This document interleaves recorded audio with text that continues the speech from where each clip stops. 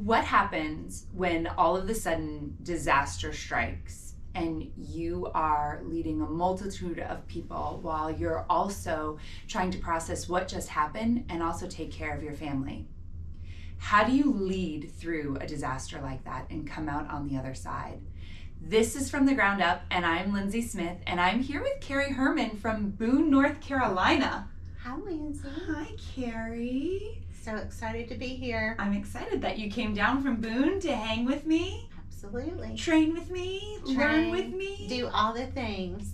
I'm so excited to be here. I love your office. It's amazing. I love my office too. I'm a little Pretty biased. cool. I'm a And little cool biased. people. I know. The coolest people. I do have some cool people. So you've had a lot go on. Let's go back to October of 2024. Yeah. Really almost September of 2024. Right. What happened? So it was just a normal day in the high country. We're used to snowstorms this time of the year, ice storms, anything like that comes along. We're used to that, right? But they're calling for this hurricane to come through. We thought, oh, this is just going to be a heavy rain. I got my team together. I said, okay, let's take our roster, just like if this was going to be an ice storm and power was going to be out. I said, and let's divide this up. So we divided our roster up into different categories, and each person took a different segment. We went home. It was pouring of rain that day. My husband actually drove me to work because it was just horrible, and we thought, okay, this is like a tropical storm and it'll be gone and it'll be over with. And but it didn't stop. So then we quickly realized that it was going to be a really catastrophic event. I FaceTimed with my team and I said, here's what we need to do before we lose power. I want you guys to take your teams, the people that you have in your groups, and I want you to put them into text threads. So you're going to put them into text threads, and I want you to text each different thread, and just if they like something you sent, mark it on your sheet. If they comment, mark it on your sheet, because you know that they're alive and well. Because that is first and foremost at the front of my mind, is making sure everyone is accounted for. And because we're so remote and people live so far away and in different remote areas, losing power or losing internet, it happens on a regular basis in the wintertime. But with this, little did we know what was ahead. It was quite the event. So that's how it started. That's how the ball got rolling. And that, it just continued to roll. My husband and I were in our house and the power had went out already. We raised our windows and we heard what sounded like a train whistle. And my husband said, did you hear that? And I went, yeah, what is that? He said, Carrie, I think that's a tornado. And within a few minutes, it was like my house sits in the middle of the Pisgah National Forest. And there are trees all around our house, and you could hear tree after tree falling, cracking, breaking. We were so fortunate that nothing landed on our home. But after the storm came through, we started going down our driveway, couldn't get out of the driveway, and my husband's cutting the trees down to get out. There's 3 different roads into my home to where I live.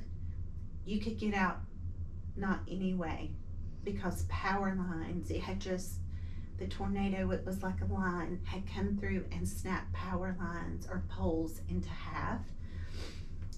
Blue Ridge Electric, which is the local energy co-op, my nephew is actually the electrical engineer for them.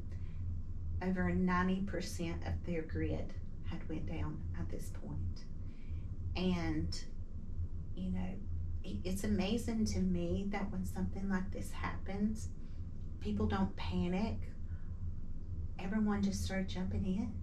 They started helping their neighbors. They started doing all the things to take care of one another. Mm-hmm. That's the most beautiful part about this whole experience, is seeing that happen. It's incredible. I don't think people understand outside of our kind of region, or if you've traveled, you're in the mountains. Mm-hmm. Like, we have offices in Wilmington and we have offices in Charleston, and those leaders know how to handle hurricanes and how to handle all of that. Nobody woke up in October and said, oh, there's going to be a hurricane and a tornado that power through the mountains of North Carolina. No. it was quite, it turned into something, like when I start talking about it, it's like reliving it. I know. It's like PTSD, because you drive by and the amount of rain, because there were 30 plus inches of rain in our area.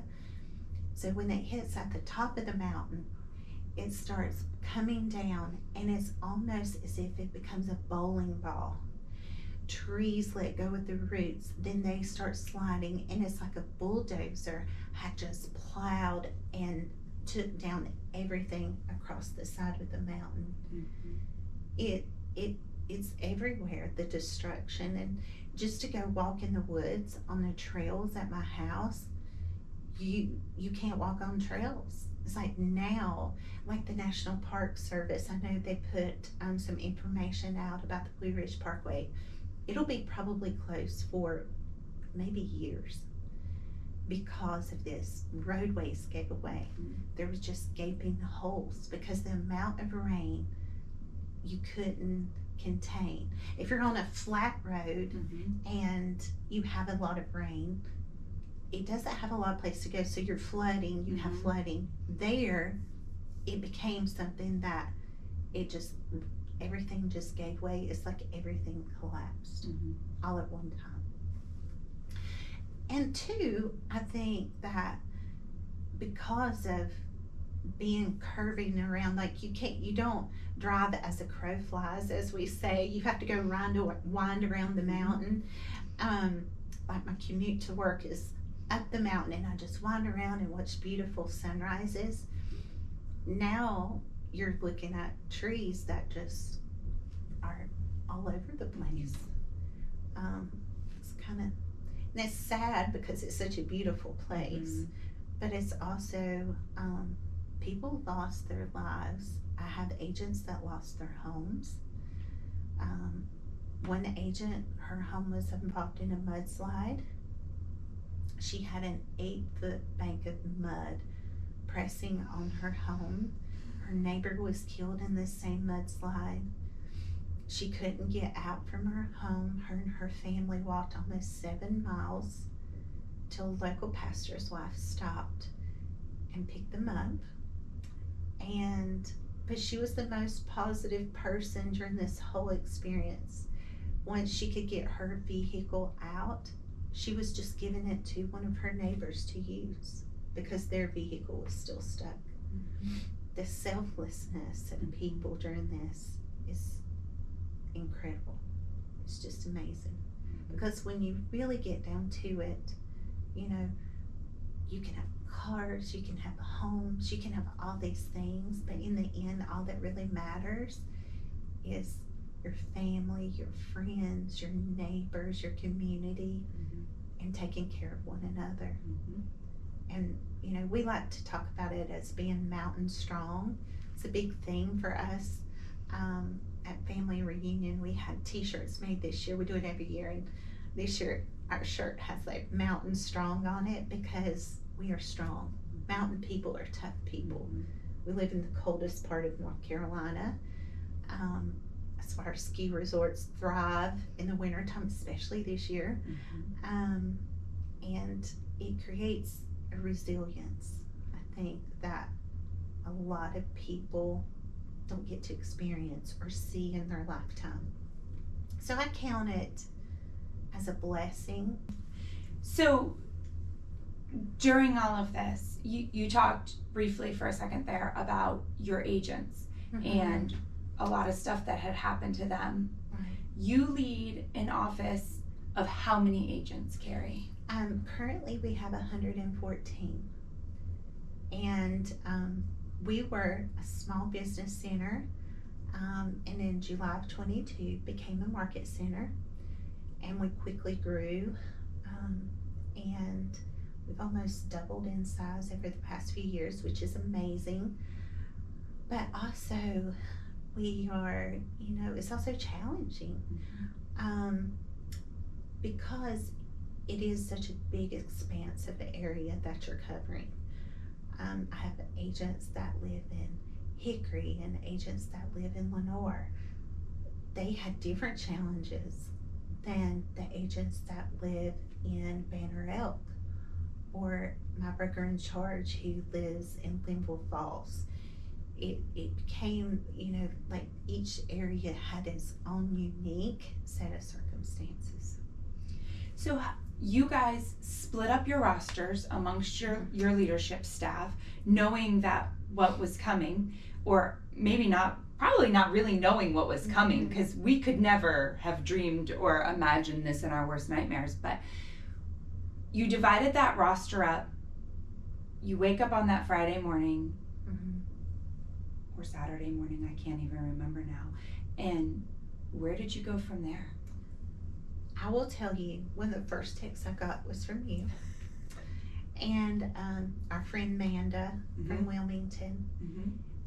And I honestly, at that point, it was just like you just go into motion. You just start, okay, I gotta account for everyone. I had there was no internet, there's no power, you're remote. So there's not city water where we live, you're on a well. So if there's no power, you don't have running water. Thankfully we had kind of prepared a little bit for that. My husband had prepared a little bit for that. But I just started working, and he took care of all of our needs. But I started working, and I told him, I said, somehow I have to get to our office. I've got to get there. I've got to see what's out there. I've got to make sure and contact. So we started contacting our agents. My director of agent services, she was in the top floor of her townhome in the bathroom, the only spot she could get cell service. And she was texting her groups, and she'll say, I just heard from Adam. And I would be like, okay. And I had a master list, and I was like, okay, we got Adam. So we just continually, each day, we would send a couple of texts a day to our groups. And we were so fortunate and so blessed that we were able to contact everyone within a few days. Then it was phone calls. I get a phone call, KW Cares, Keller Williams 501c3. I could never say enough about that. And the KW community, your office did so much for us.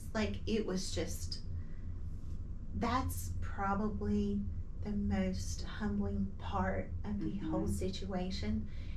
You would say, what do you need? Tell me what you need. I'll get it for you. Said, Lindsay, I need big jugs of water. You're like, okay, done. The Redbud group showed up with a whole truckload.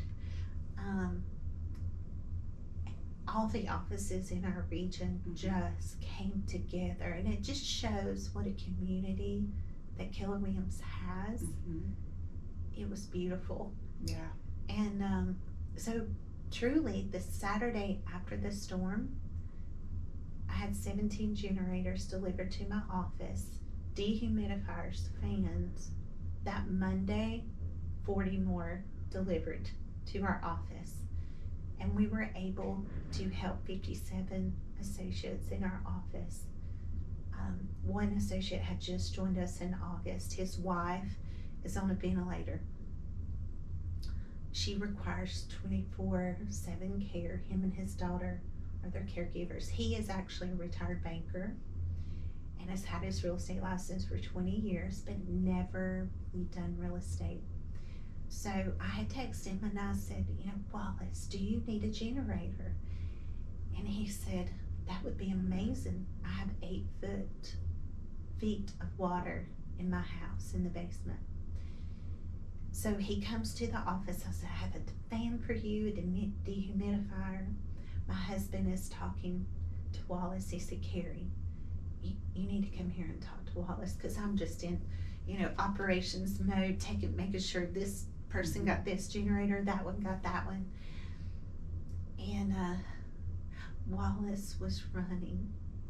I get so emotional talking about it, but he was running his wife's plug to her ventilator out to his car and running his car to keep her alive.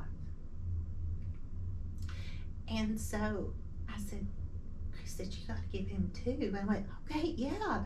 Like, when you need one for your wife and then you need one for your home.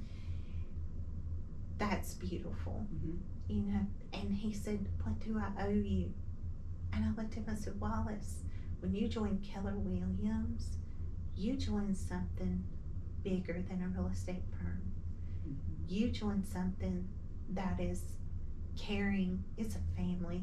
We take care of one another.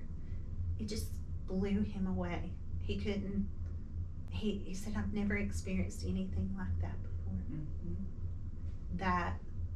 That's why I love what I get to do every day.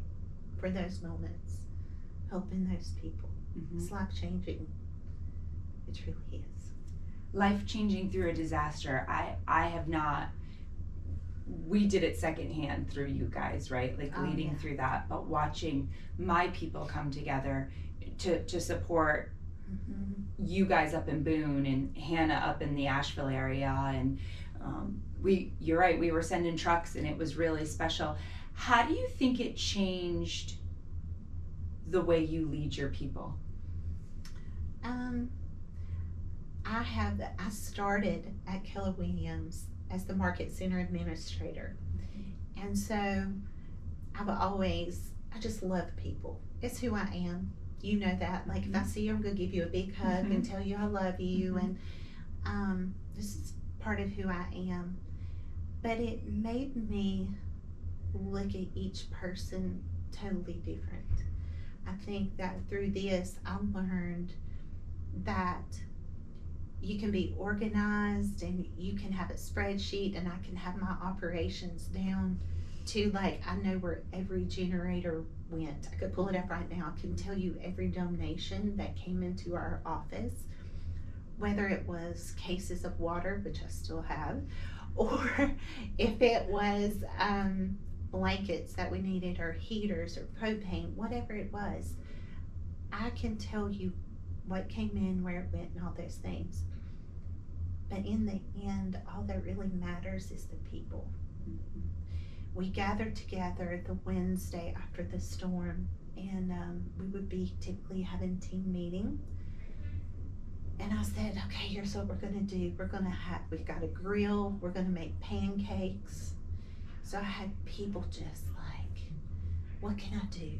I said, can you make pancakes? Like, people doing everything, and like, just how can I help? If you know someone in need, take them food, do whatever. Like, if we have it, you can take that to them. The generators, dehumidifiers, I have to know where those go. Those have to go to associates.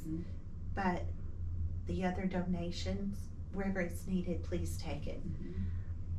Seeing them in action, seeing them rise to the occasion, told me how amazing it is to work with people that are like-minded. I think that, and I think nothing prepares you when you're going through a situation like that. So you just keep putting one foot in front of the other. You put one foot in front of the other, and you just do what you gotta do. And there's no other way to explain it. But the most important thing is the hugs. It's the meeting, like that team meeting when we got together and we all got together. There were about 30 of us. We held hands. You know, we talked about how fortunate we are. Everyone went around and had something wonderful to say about where they were and what they were grateful for. And one of my top producers, he is Mr. Blowing Rock. He's a mess. And he said, you know, I always give Carrie a lot of crap because she always focuses on all this stuff, and that's not, you know, that's not important. And he started crying, and he said, but she's taught me a lot, that what really matters is people. In the end, that's all that matters, is the people. That's when I knew I was doing the right things. Mm-hmm. So sometimes you question yourself when you're in the role that we're in all the time. But if we take it back and we just realize, you know what, I just care about people, and as long as they know that, then I'm doing the right thing, you know. May not look pretty, but some days we don't look pretty doing it either, though we try. We try. Yeah, but yeah, that was a powerful thing for me. That was a powerful moment for me as a leader, Mm-hmm. and my growth that they saw. You know, she just, like, she's teaching me to care. Mm-hmm. You know, she's teaching me what's really important. And I also looked at each one of them that day and I said, do not ever turn in a commissions without a donation to KW Cares. Mm-hmm. I don't ever want to see that. Yeah. You know, this is, look at each of you. Look Right. what's happening here. And you know what? We were the last in the Carolinas for donations for KW Cares. Mm-hmm. And actually Kent and I Kent Tipple had a discussion about that. Like, I don't know, a few days prior, we had sent an email to him saying, we're trying to figure out how to, like, make some things happen. And actually, our market center administrator, she had sent an email saying, asking what they were doing in the Lake Norman Cornelius office, the Mooresville office, to try to kind of get some ideas on things that we could do to raise funds for KW Cares, because it bothered us so bad that we did not have the giving like that we should. Mm-hmm. And you know, it's amazing because within, like, I don't know, just a few days, people are giving $1,000, $600, and like, I'll give $600, I'll match, or will you match it, or will you better it? And then the next person was bettering it. They were doing this with each other and making donations. That's what it's about. Mm-hmm. Now, you know, KW Cares has become my passion with Keller Williams because of what we went through. It changed my life. Changed my husband's life. It changed my focus on my career and what I do. To say that Keller Williams is life changing, it is. It's kind of like Wallace. Mm-hmm. It's not all about being with a real estate brokerage. It's about being with something bigger. It's like partnering with something bigger than ourselves. Mm-hmm. It's having the support that you wouldn't have at a regular brokerage. Mm-hmm. That's what it's about. Mm-hmm. You took a very small business center. You built it to, you undervalued yourself. You built it to one of the most successful home run launch market centers that KW has seen in a very long time. Mm-hmm. And then you led with love through a natural disaster that nobody saw coming. Carrie, you truly are an amazing example of leadership, and you are cultivating other leaders in Keller Williams and outside, because like you said, there were certain things we could give generators to our associates, but in return we were loving on you guys. There was so much more than your associates could even handle that you were able to love and lead your community. Yeah. You are such an example of what it takes to be a leader, not just in our KW ecosystem, but outside in the community. And I am so grateful to call you a friend. And I am so glad that you got to sit down and just share that side and share what everybody did. Thank you, Lindsay. It's an honor. Like I say all the time, it's an honor to tell the stories. I get to go to work every day with the best people and be in business with the best company that I could ever ask for. I never dreamed that I would have the opportunities that I've had because of Keller Williams. And it's a gift. It's a gift I'm thankful for every day. Thank you. You're so kind. We are very, very blessed in the high country, that's for sure.